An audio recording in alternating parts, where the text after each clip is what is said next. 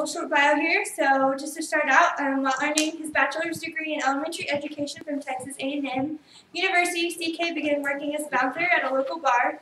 After growing tired of breaking up fights, he quickly realized bartending was considerably more lucrative and focused his efforts in that direction. And soon after, he was given the opportunity to manage the club and eventually fell in love with the industry. So he's been a bouncer, a bartender, and even ran nightclubs in College Station before moving to Austin to manage Fox and Hound. I don't know if any of you guys have heard of Fox and Hound. From there, he went on to working at Kenichi for 3 years and then was presented with a concept called Imperia, which he has a funny story for us later. He'll tell us about that. And after speaking with Stuart Tom John, who had acquired Hadji House, and discussing a new concept, CK became a consultant for them and now resides at Swift's Attic. So please help me in welcoming CK.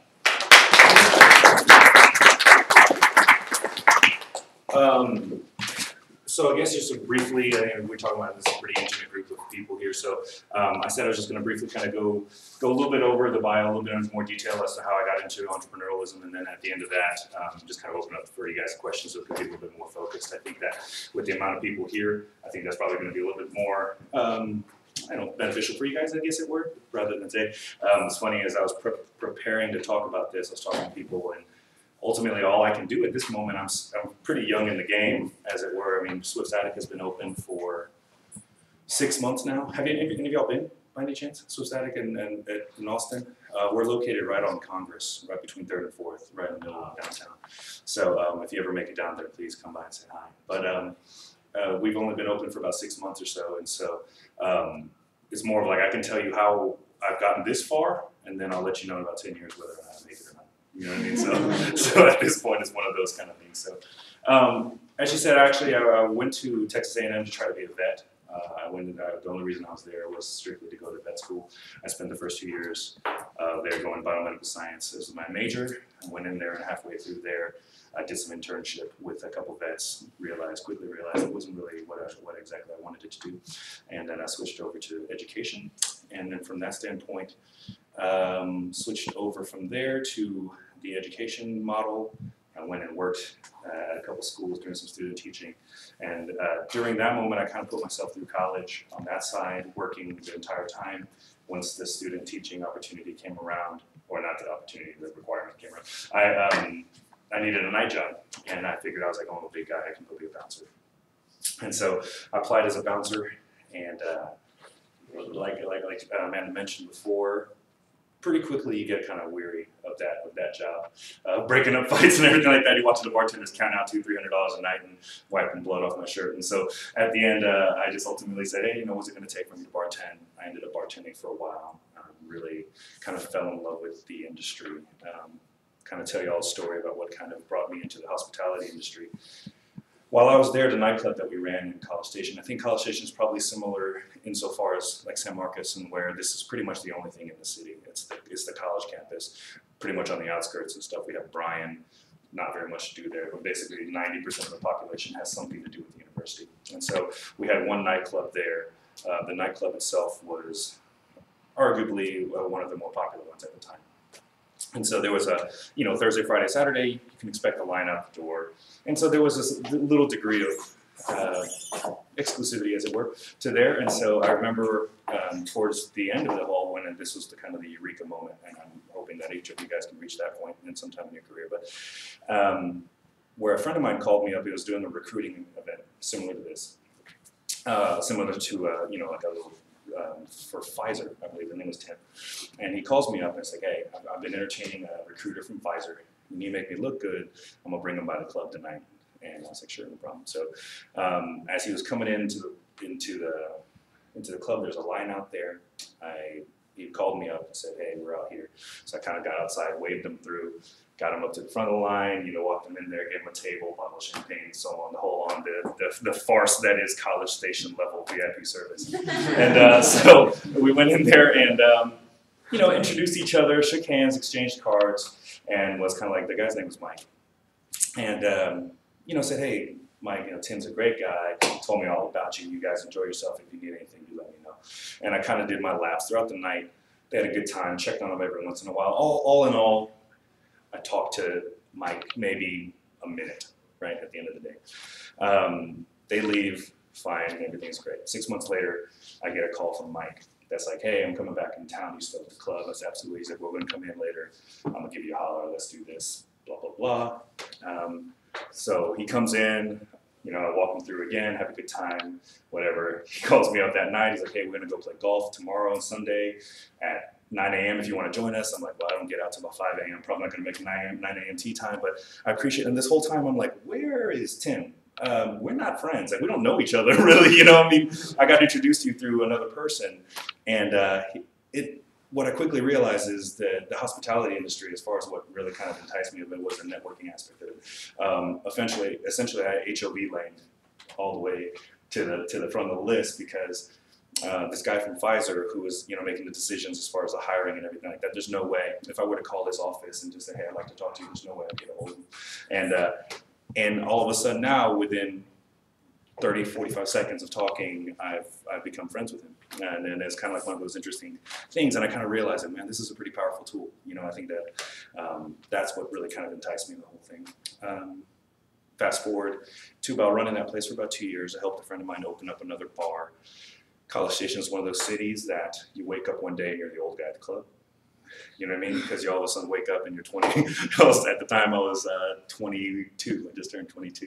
And all of a sudden you're looking around and it's 18-year-olds trying to get in with fake IDs and stuff like that. And all of a sudden you're like, what am I doing here? And then there's always some 19-year-old kid that's willing to work and do your job for half the amount of money just because they just want to be the guy who's running the club kind of thing. And so pretty quickly that glass ceiling kind of becomes pretty evident. And so I made an effort to kind of put my resume out there. And my sister was going to school at UT at the time. And Fox and Hound is a corporate national chain. It's a corporate restaurant.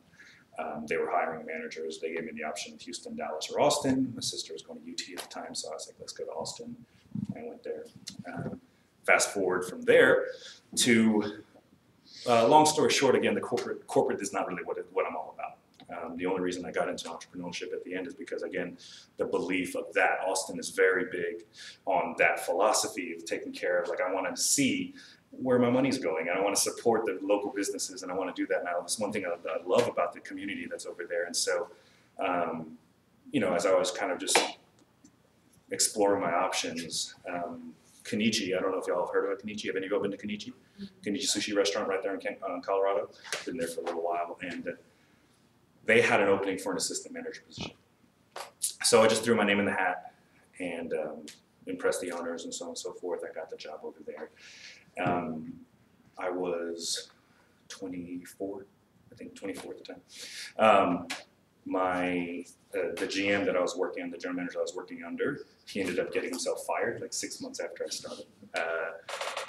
Interesting about the hospitality industry, it can get a little sketchy sometimes. And so it's one of those things. Now I'm just kind of digress a little bit when I say that we constantly looking for honest people because we're in an industry that's kind of very fluid and really difficult to track. And as you can see, as I'm sure statistics have told us, one of the most difficult businesses to operate just because the failure rate is so astronomically high. And so he ended up getting himself fired. I'd only been in the job 6 months. I basically told the owners that I'd like to throw my hat in the ring and say, you know, I'd like to apply for the job. My thought process was, give me 3 months, see if I can run the business. If I can't, I'll never be able to. In 3 months, I can learn Greek. You know, I'm not worried about opportunity. I feel like if I can't learn this, and if I put all my effort into it and I can't learn it, then I'll never be able to learn it. I'm going to think of a career change at the end of it all. So I think that little degree of confidence spoke to them somehow and gave me the opportunity. We did about $1 million in sales in 3 months and kind of tore it up as far as they're concerned. And so, you know, kind of the rest is history. I got there and I was there for about 3.5 years. After you work at a place, especially that closely with the business owners and stuff to where you're actually doing that, we actually had the opportunity to go and help design and build Kenichi in Dallas and Victory Park and stuff like that, and kind of saw that you pretty much quickly get to the point where you believe that you can do it yourself, whether that's hubris or not. It's one of those things that those thoughts go to that direction. And so my thoughts went to that direction. I was approached by another local businessman that says, hey, I'm looking into a concept. Maybe we should have lunch sometime. And the concept was a Chinese restaurant. This is my heritage kind of pointed that direction. I'm Chinese. I don't know if y'all said that, but it's the opportunity came. It was a fantastic opportunity at the time. Again, I jumped into it a little bit. It's not as much of a horror story or anything as a precautionary tale. I jumped in very, very quickly. I was very eager to kind of have my name on an owner's ledger, and I just kind of jumped on sight unseen, and just went and said, hey, I'm ready to start working. Let's deal with the details later. And I will be glad to tell you that don't ever do that. Okay, that's one of the things. Contract, keep honest people honest. Contracts are there for a reason. These type of things, not necessarily everybody that you work with is going to be the most forthcoming and have your best interest at heart. And so I started working there, really poured my blood, sweat, and tears into that place, and opened up a place called Imperia, which is a Chinese restaurant ultimately that also sushi bar as well. I was there for about three years as well, so that brings us all the way up to 2000 and I think 2009 by now, 2008-ish. At that moment, ultimately kind of the straw that broke the camel's back. I sat there and told my business partner, I said, look, we have a conflict of ideals. We have a ethical and moral difficulty, and best of luck. I hope you find somebody that's going to work. And at the end, again, the precautionary tale, I'll be glad to go into more detail if you'd like. But at the end, it was the best thing for to just walk away rather than that. Even consulted some contract lawyers and stuff like that. There's a possibility to fight the case, but it's just not something that I wanted to do to tarnish to take up the rest of my life for 2 years. The rest of my time for 2 years. And so as soon as I left that meeting, Stuart Tomajan, who's again, just acquired Paji House. He's a good friend of mine. He was one of the original investors in Uchi. You ever heard about Uchi?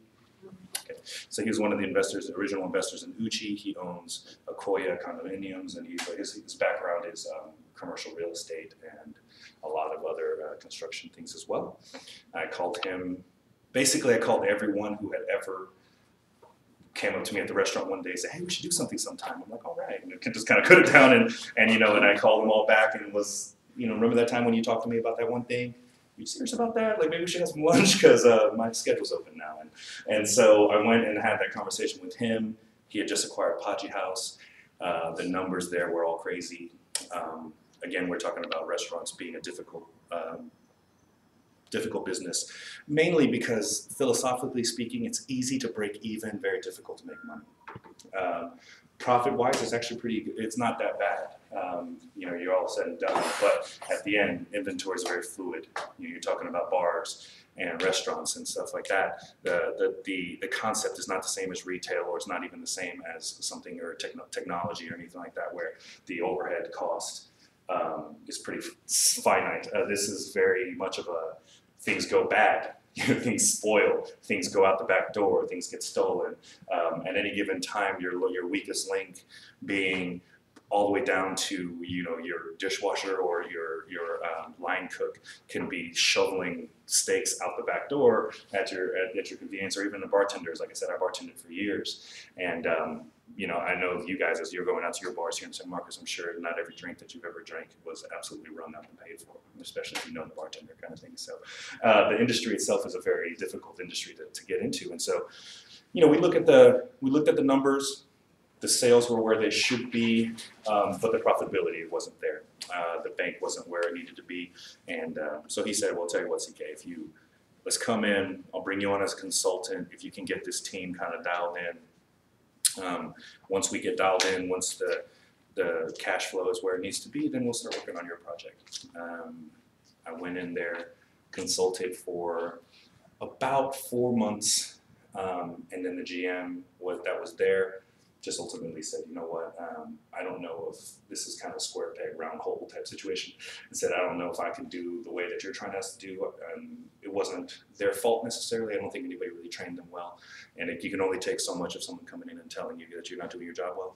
And so they ultimately resigned, and so I just took the place of the GM there, ran it for about a year, got it dialed in, went from losing several $1,000s a month to profiting several $1,000s a month. So there's a good, $40,000 a month swing or so. And next thing you know, he gave me a phone call and said, "Hey, let's do it. We got the space, and let's start thinking about concepts." And the rest is just history. Then that's where we are now. And so I started construction. We started construction on Swift's Attic last year around November. A lesson to you guys: don't try to get the city to do anything during the holidays. Doesn't happen. We applied for permits right about 2 weeks before Thanksgiving and got them shortly after New Year's. And so it's kind of like one of those things that I got to know the city pretty well as I walked in every day. I was like, "Hey, just making sure, yeah, it's still on the desk." Okay. So, kind of thing. And it's an interesting adventure, as it were, to try to get permitting and to deal with the bureaucracy that is the permitting office and so on and so forth. But got it all done, opened up. We scrambled, 130-hour weeks or so, and got it open for South by Southwest for a couple of special parties. Shut it down for 2 months as we got everything finalized and got it ready, and opened up this past May or so. It's been ever since. So there we go. So I guess I'm just gonna open. That's kind of where that caught you up, is how I got into the entrepreneurial thing on a very quick cliff notey type of way. I think ultimately the motivation behind it all, as I'm sure is very similar to all you guys, is insofar as I think that I have the intellectual property to offer to do something well, as far as to make myself a living without having to just kind of box myself up into a particular corporate entity or anything like that. And at the end, I feel like this is the time to kind of experiment on that end. And if it wasn't meant to be, then I still have plenty of time to go into a more traditional type of career type of thing. So that's kind of how I got that. That's how I kind of broke into it. So I'll open up the floor to questions or anything like that if you guys want to have any questions. I'll start.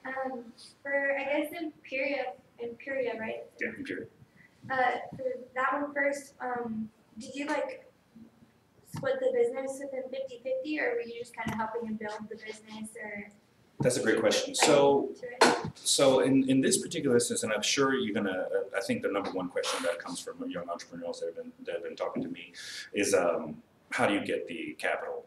I think that's kind of everyone has a great idea, but at the end, getting the capital is the ultimate thing. I think there's it's kind of a two-phase question. Sweat equity is probably the easiest way, especially if you have a particular skill set. And in my particular case, it was operating the actual business. So me coming in as an operator, the equity was offered to me as part of sweat equity. Sweat equity was kind of, I think it was created, and correct me if I'm wrong, from a Habitat for Humanity type of thing, where you actually had sweat. It was actually saying that people would help build the house that they're eventually going to live in. And it got to the point where these guys, they would bring people, offer them the opportunity to work on a home, let them build it, and then after they actually built the home, they actually gave it to them. And so the idea of the sweat equity kind of came. And it's kind of come in that way also, insofar as a lot of younger people who I don't have a lot of liquidity, and especially when I was 27, when I started Imperia, I definitely didn't have a couple $100,000 in the bank. And so rather than offering capital up as my investment, the investment was my skill set, my knowledge, and then my sweat to sit there and work. So the way that the business was set up in such a way was that there's a tip over as to where, as the restaurants operates, and this is very similar to pretty much every restaurant that you're ever going to possibly invest in, maybe possibly every business you're going to work into, is saying that the number one priority was to pay back the investors.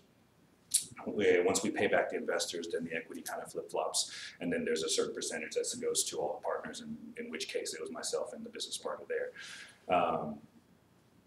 When you're talking about 50-50 split, typically you're not going to find that as much in restaurants stuff, unless they're both capital investors. Unless both people come in and say, you put in $100,000, I put in $100,000, we're even owners and stuff like that.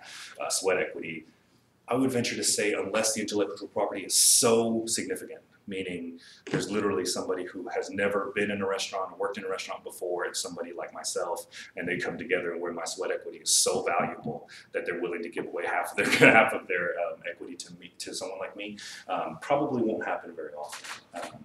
in this particular case with Imperia, the problem was that I never laid out a exit strategy. And at the end of it all, that's just as important as getting in, as much as important as having equity in the business, is to say, well, when does that equity even mean anything? And so that's something that I never discussed. I've never talked about. Like I said before, before I even saw a sheet of paper with my name on it, I had been working for 4 months on the construction site already. And at that point, I just assumed it will all figure it out at the end, and I just never did. So. What about Swiss Attic? Well, Swiss Attic it's a little bit more. I kind of had pound puppy syndrome a little bit for him. You know, it was one of those situations. The first couple times I sat down with Stuart, I was like, you don't mind if I record this, do you? I'm having lunch real quick. So I just want to make sure that I was kind of protecting myself. He's a tremendously honest and tremendously straightforward and forthright business partner. So he was one of those people that kind of taught me a lot on that end. Basically saying that it makes no sense for a business partner to not want all this in writing before you even get started. Not even to protect your business partner, but protect yourself. There's something to be said about somebody who's too willing to jump into a business venture without actually, crossing all your T's and dotting all your I's. Without doing that, you almost have to question, why are you so okay with letting all these things untied? And so he was very much of like, yeah, it's not even so much that is to protect you as much as I want to make sure that all my ducks are in a row. So we had everything all nailed together, and he really walked me through, again, all the investment side of it as well. That's probably where I learned the most from Swifts, is the concept of how does one go up to people and ask to invest in a company, and then how much is that investment worth to them? It never occurred to me. It didn't occur to me until probably Swifts was almost built. The concept of being able to have someone fund a project and not own the entire thing. It's the idea of being able to come up with someone and to value yourself and what you're doing and your concept and your project so much that you're saying that, well, I'm selling this amount at this price per share, but all said and done, that whole bundle is only worth this much, as I'm going to keep a certain degree of equity because this is my project. And it blew my mind. I couldn't wrap my brain around that concept that I'm going to ask you for $100, buy something for $100, and then we'll split it evenly. Like, it didn't seem like that made any sense, but it really does when it comes down to the concept of again, intellectual property, meaning there's a lot of people out there with money looking to invest, and they just want to have a return on their money, and they're not necessarily interested in running a restaurant. They're not necessarily interested in, not even if they're not interested, maybe they just have no idea how, or not the wherewithal to do it. And so that's valuable, and you don't want to undervalue yourself. And if you come in and say that this is what I'm willing to give, and it becomes a good investment to them, then they're more than willing to invest in that concept. Can I ask another question?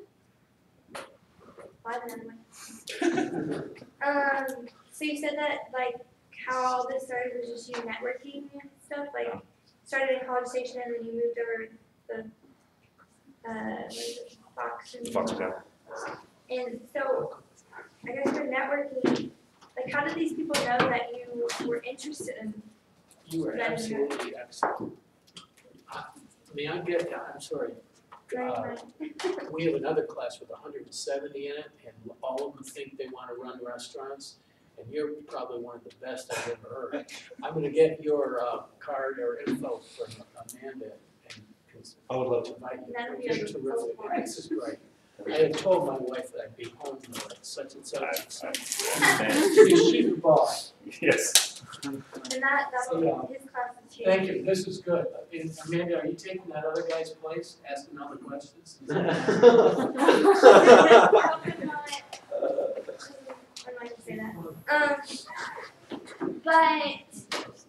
Yeah, his class is very large. It's like 100 and something. Cool. So it'll be a big turnout. Yeah. Awesome. Yeah. No, I mean, like I said, I'm not here for any sort of publicity or anything. So, yeah, the networking side of it all, you got to put yourself out there at the end. I think it's not a business for the introverted. It's not the business to do that. It's not, people aren't going to come look for you. You've got to go out and actively seek it. And again, you got to put your work in. It all said and done, I started bartending when I was talking about bartending all day. I was 19. You know what I mean?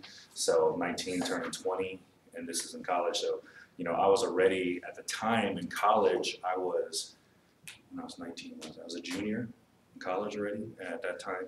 And so, you know, it really worked out to where, you know, by the time I even applied, I'd already been in the game for, you know, 8 years before 9 years before I even started talking to it. And so a lot of it has to do with that. So, Yeah. you know, and just getting yourself in front of these people and, you know, letting them know that this is what you want to do. I think this is what it boiled down to. And then for me, at least, that's just been a habit of mine. I try to meet people, and I try to, you know, garner any level of relationship I can with anybody that I meet, just because that's just the nature of who I am. And so I love doing it. And that's part of the love of it. Some people don't like it, but I mean, I personally enjoy it. So. How do you stay in touch with those people? You know, ironically, you reached a point now. It was exhausting in the very beginning. I will be honest with you in that. And insofar as as I would collect business cards, you go home and look at them and try to remember names and plug them into your phone. I mean, and to this day, it's one of those weird things. Like I still have a weird. It's hard for me to delete people's phone numbers out of my phone and stuff like that. I have like 3,000 phone numbers or something on my phone, and then you know, Facebook, obviously, stuff like that was a good start when I was younger. It actually, Facebook capped me, I think, a couple months ago. I think you're only allowed to have 5,000 people on Facebook. And so they capped me the other day. They said that you can't add any more people. So it's one of those things that you can. It takes a little bit of effort to do that. And again, I think we talked about, especially with the hospitality side, you have to love it. Like you have to sit here and literally think about people and what can every day. Like when I look at something and go, oh, you know who really liked this?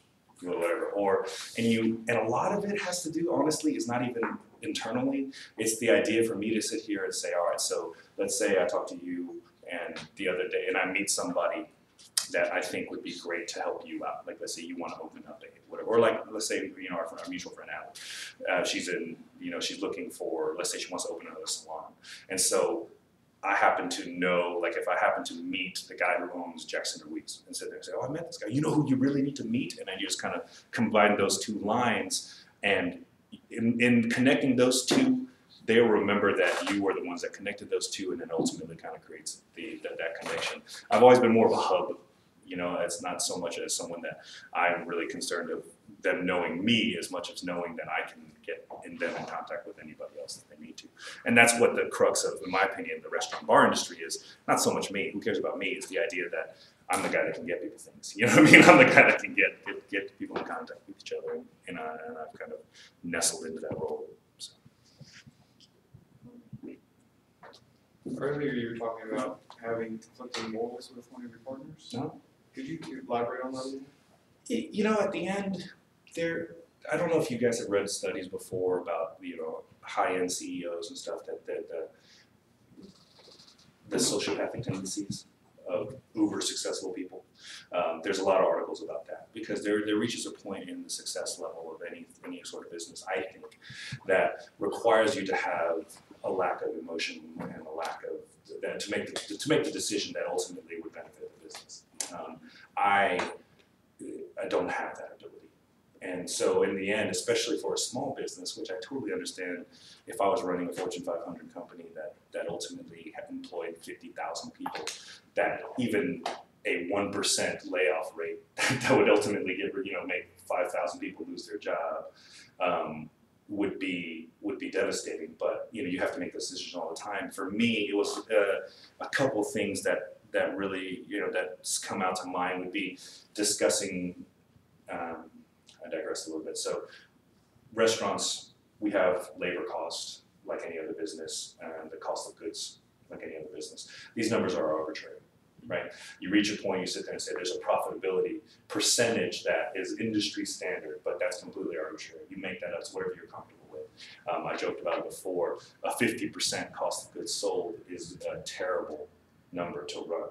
But if I sold a plate of food for $1 million and it cost me $500,000 to make it, and I just sold one a year, I would be perfectly okay with the 50% cost of goods sold, right? Because at the end of the day, I profit $500,000. We're good to go. The waiter just made a $100,000 tip on his spot. So, and so that conversation, that arbitrary number comes up a lot in terms of labor.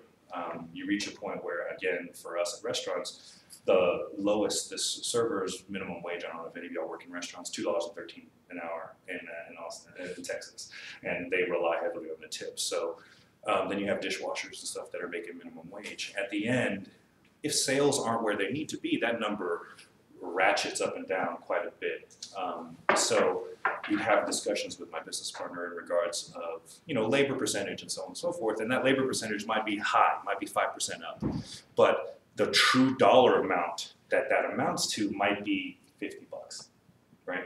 So that $50 a week or whatever it was that caused that labor percentage to go up and down is like for me to cut, 8 hours, one shift from one of my dishwashers.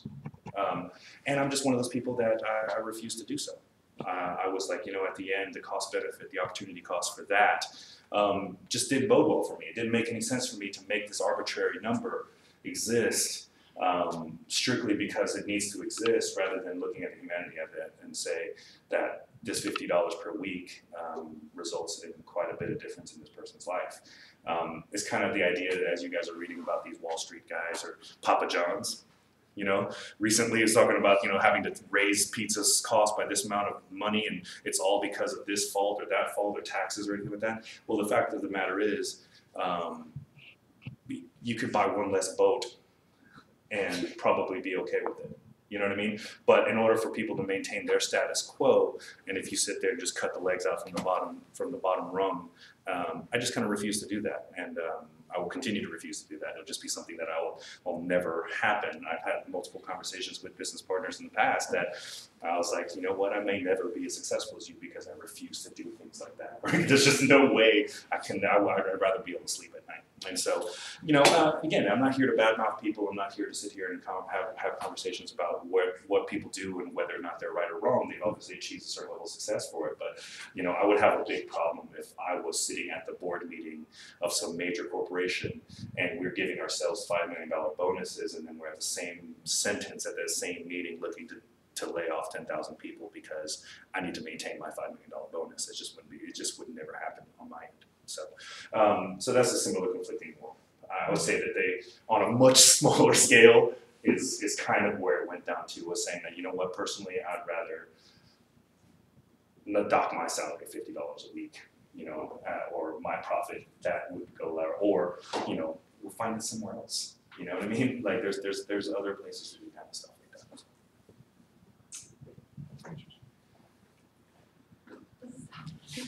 Okay, another question. This shouldn't be too hard, but for Swift Attic, like when you said that you sat down with them and you were like talking about concepts, did y'all actually like write up like a business plan or anything? Absolutely. I'll tell you, I'll give you a pretty heartfelt story about how this whole thing went down. So this is important for you guys, I think, for those of you guys who are, unless you guys are creating an industry. I don't know where you guys are in your career, but there might be something that never existed before, and you guys are starting from scratch, which is not apply.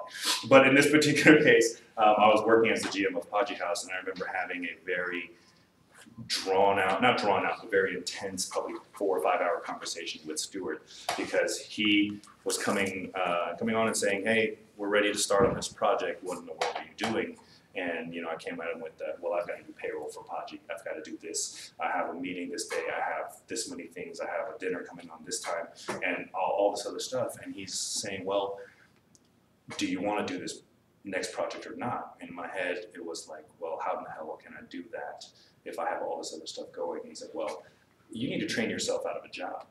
You need to be able to broaden your bandwidth. You need to be able to say, well, we need to start working on this new project, so you should have put an ad out on Craigslist for a new GM of Podgy House 3 weeks ago, if this was what you wanted to do." It means like you got to let go of some things in order for you to grow. Delegation is probably the hardest thing you'll ever learn in entrepreneurship, is for you to be able to sit here and say that this is not what I want to do anymore. This is the people that I can put in my place, the team that I can build to make it happen. And so that conversation over and over and over again was saying that, hey, you can't do both. There's just no way. You cannot be at the same place at the same time. It's physically impossible. You need to figure out what you're willing to let go of and what you're not willing to let go, what's good for the business for you to let go of, and what's good for the business to hold on to. And so he put me on a project which was kind of stream of consciousness, right? Brain vomit. Like you just sit in front of your computer, pull up a Word document, and just start typing. Just start typing as to what you want to do and what you're hoping to accomplish on a very metaphysical, very surreal level, just whatever it does. And what naturally happens in your brain is your brain starts to compartmentalize and starts to figure out all these little aspects. And so what you end up going is, where I started was like, all right, I didn't have a name yet. It wasn't called Swift Attic at the time. The reason it's called Swift Attic, we're in the building is the Swift building. It's a historical building, 1905. It's a Swift building. We're upstairs in the Swift building on the very top floor. So we're in the attic, the Swift building. That's for Swift Attic. And so it was unnamed at the time, but what I imagined, I said, so you're going to walk up these stairs, and then you're going to see this music playing. The hostess is going to be wearing this, and then you're going to come on in the wood. And I see a lot of wood everywhere, and I see brick, and then I see the lighting is going to be low, but not too low that where it feels like a nightclub. You want to be able to see your food.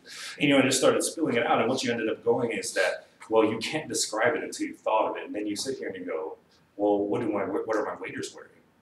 And it sounds like a silly question, but that's something that you have to think about. And business investors want to know that you thought about it. They don't care what they're wearing necessarily. They want to know that you care. They want to know that you thought about it as part of your concept. And so, ultimately I spilled out about 3 pages worth of all this. And then, in order for it to be coherent, because that whole thing was one giant run-on sentence with ellipses everywhere and arrows pointing stuff, I did a little bit of editing and kind of went back and tried to make it make a little bit more sense. But that ultimately went into the business model. That was the intro to the business model, to say this is the concept. Because ultimately, when you're looking for investors, you're needing them to invest in you, concepts other than, again, technology. I think that if any of you guys have new technology that you're looking to find investors for, there might be a degree that says, you know what, this doesn't even exist yet. You're investing in this idea. But for restaurants, they've been around. There's nothing new under the sun. It's very difficult for you to come up to somebody and say that nobody's ever done this before. This is completely new. It's nothing like this on the world. So you're investing in something new. You're actually just saying that, you know what, this is what I think that a lot of people will enjoy, and we're hoping that we're right on that. And so the business model that we go, and then you go into projections, and you just kind of go step by step to sit there and say, all right, how many people can this place fill? 110, 100 people. So how much is each person going to spend? $50. So that gives us $500. $5,000 per turn. How many turns do I expect to get on this particular day? And these are all estimations. That gives us a conservative estimation of how much this business can hope to achieve. And then right when you get all that done, you pretty much take that book and you put it up in a shelf and say, now what's really happening? It's exactly, are we at $50 ahead? Are we at 55? If we're at 55, great. If we're at 45, what in the world are we going to do? Because everything is based off of that 55 number or that 50 number, you know what I mean? And so a lot of that business model, that business book is there strictly for your investors to know that you thought of it all. Most of them probably won't be bothered by it. Most of them want you to look at it and go, I see the concept, I understand it, I see you, I believe in you, I see this, how much do I need to put in, and when do I get that money back? Like, those are kind of the questions that they kind of ask, because they're not getting into it necessarily because, you know what, I've always wanted to tell a waitress what to wear. Like, you know what I mean? They don't care about that.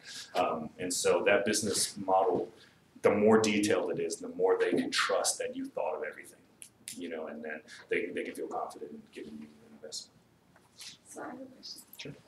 So as far as investors are concerned, how much do they usually give versus get back, and the percentage they yearly get, or how does it work? Yeah, so the interesting thing about this is what I've come to realize is that there are no rules to this. There's just precedents, right? Anything you can talk people into at any level is it can become the investment model. Typically, again, what ends up happening in the restaurant side is that what they invest There's a guaranteed return, like a preferential return. Arbitrary, like I said, typically I think it's like 5%.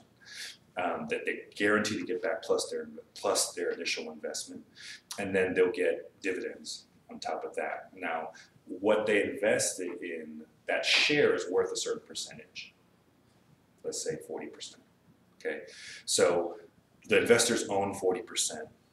We, as the partners of the actual restaurant group, own the remaining 60%. This is not our business model, but this is just a generic business model. I'm using rounder numbers. Our numbers are a little bit more not easy to do math with in your head. So, so in that particular instance, they get 100% of the profits until they get all their investor back, plus their preferential returns, so that at least it's worth their time. You know what I mean? And then once that happens, it flips over, and then everyone just splits up the profits. We have $1 at the end of the day. 40 cents goes to the investor. 60 cents goes to the team that operates the business.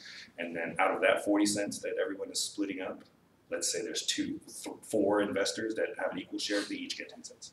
They split that little nugget. For how long? That's the thing, indefinitely. In our particular case, as what we've seen, you know, it can be, it depends what you can talk them into. It can be for 3 years. They can say that you can get it until you get 3 times your initial investment, in which case you relinquish all your equity. You have to think about it in terms of if you had this expendable income, would you be okay with that? Say, do I just want to have this amount of money and then I'm done and we're done? Some people want that. Some people are okay. I don't want to deal with it. Some people are leaning towards that direction now because of the failure rate with restaurants. You know, they're like, what good is me? Am I going to have a restaurant for 20 years when in 10 years the restaurant might go under? So I might as well get all my money back and then, you know, get rid of it. You know what I mean, kind of thing. And so sometimes there is a way to talk. You know, you can talk them into saying that the equity that you want to keep is going to, you're going to have a higher degree of equity for a shorter amount of time. But then once you're done, and then I get to have all of that back. Again, restaurants, the tendency is a little bit more of a involved investment. I think that generally people like to have a piece of it. They like to bring their family in and say, I own this bar, you know, I'm an investor in this restaurant. And especially, you know, restaurants, like it's a matter of pride if you have a good restaurant. You know, I mean, Stuart, I'm sure, is extremely proud to be one of the original owners of Uchi. You know, to tell people that Uchi has been on news everywhere, it's fantastic, and sit there and say, I've got a piece of that. You know, it's kind of cool. So, yeah, I think that more so along the lines of like technology and stuff that's a little bit more intellectual property, you can probably talk people into a little bit more that say, hey, I want to keep this this whole project to myself. So I just need money to get this off the ground. We'll pay you back, we'll pay you double, and then you relinquish your equity and thing. But again, it's more enticing to somebody to say that, hey, there's a forever kind of thing on it. There's a degree that says that, hey, we'll pay you 20% of the profits for the rest of your life, or the rest of the life of the company. And it's a lot easier to get money out of people that way. So it's just whatever you can talk people into. I mean, true, that's what, and again, I might be wrong and maybe just me, but this is what I've realized is that that's the conversation that I've had with people, is that there's some people that are like, this is more enticing. I was just wondering if there was like a norm, like versus, you know. The norm, like I said, right now is that they will keep that percentage until the company sells, until it's done. Typically speaking, again, like I said, the trend is headed, I just read an article the other day, the trend is headed towards a shorter term investment, meaning that they're going to get paid more, they're going to get paid quicker, but ultimately they don't care about 10 years down the line because of this fear that this is a failing industry kind of thing. So I read an article about that the other day. But again, if I felt that way about my restaurant, then I wouldn't even be doing it. You know what I mean? Because I'm in it for the long haul. So that's it. Any other questions? So I'm a balloon artist. Okay, that's what I do. I make balloon animals. I make giant, you know, whatever. But my friend and I we're actually going in to business together, and we're gonna get, you know, established business. But what concerns me, I mean, like, because you had years and years of experience in the restaurant and, you know, service industry, or, you know, whatever. But I mean, like with mine, it's like, you know, you can't really get any, you know, experience. There you go, experience beforehand without, you know, going out and just doing it.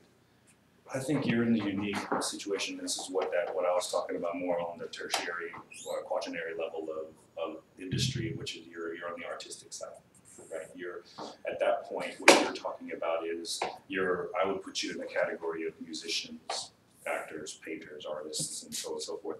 That what you're selling and what you're trying to offer is something that nobody else can do, no matter how much you know. Like I can go spend the next year trying to make balloon animals or balloon sculptures, and I may never be as good as you because that might be a degree of talent. There's maybe a vision that comes from it. You know, I was a musician all through middle school and college. I played at the symphony, but I'll never be good enough to play professionally. I don't think, I just never had, maybe I just didn't have the drive to practice, but that wasn't part of my plan, you know, and so I think that in your particular case, it'd be a very easy thing to do because all you need to do is show them your wares, and the right person who would be impressed by that doesn't need to see anything else. You know what I mean? It's kind of like you think about on a musician standpoint. You can listen, you'd be walking down the street right now, hear somebody singing along with their headphones, and if I was a music producer and I walked by and I was like, oh my God, this person's voice is incredible, how would you like to write an album? It doesn't matter if they've never sang professionally before, ever. It doesn't matter if anything, I don't care about their experience. I'm sitting there and go, you have talent, I'm willing to bet on that talent. And I would say that angle for you, as far as like, if I had, you know, expendable income to invest in, it's like you come up to me and say, this is what I want to invest in. The only thing that I would be interested in doing is to prove that there is a profitability of it, meaning that there are people who want to spend money on this. And if you can prove that that's a viable, a viable investment, then as long as I believe in, like, no, these things are really cool. This is actually good art. This is actually a good project. This is actually a good product.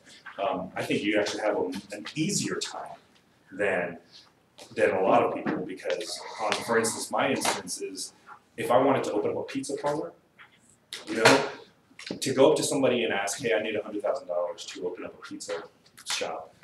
There's hundreds of pizza shops, and the failure rate is 50-50 maybe, you know what I mean, or 90-10 probably, you know. And for me to go up and say that I'm different, my pizza is going to be so much better than this pizza, and you're like, well, or you can say something, even if you say something like, my pizza is this much better than Papa John's. You're like, well, Papa John's is a multi-billion-dollar company, so who are you to say that you're better than them? I don't care, you know what I mean? And so from an investment standpoint, it's a lot harder to convince somebody of that rather than say, hey, I'm gonna make this widget that nobody else has done, but I'll just have to prove to you that this thing will sell. And I think that from your side, you don't have to convince an investor that you have experience in this or whatever. The only thing you gotta convince is that you're honest, that you're trustworthy. I would make sure that your business plan shows all the pitfalls that can happen. My thought process is, other than marketing on your side, the overhead on it seems to be pretty low. And it's for yourself, since you're not going to have this massive labor force that needs to, you know, the investment seems pretty much like raw material or marketing. And in that particular instance, it seems like a no-brainer if somebody believes in your art. Now, that's the key, right? That's for somebody to come up and see your project and say, I believe in this and I think that people will spend it, but you know, I think that's exponentially easier than someone who's trying to do something that somebody has done thousands and thousands and thousands of times. You know, so experience-wise in that particular instance, I don't think applies because your talent trumps experience in this particular case. And that's what I'm hoping for when I look at when I look at investors on my end, is that from people's standpoint, they don't look at it and say, well, CK has been doing this for 9 years. They look at it and say, well, the last 3 restaurants he's done has been top 20 restaurants. For some reason, everything that he runs tends to do very well. Now, whether or not they believe it has anything to do with the concept or if they believe it has something to do with me is what I'm hoping to sell. What I'm trying to sell them is to say, no, it's me. I can open up a hamburger stand and it's gonna kill it. It's gonna be gangbusters. But I need you to invest in me, not so much of the actual concept. So I try to get people into that mode of thinking more so than anything, because you want to be exclusive. You want to be unavoidably irreplaceable. You know, that kind of concept to say that, hey, look, there's only going to be one of me, so that's what you need to invest in. Is the idea that yeah, somebody else might have the same idea, but they're not going to be as good as this. You know, and that kind of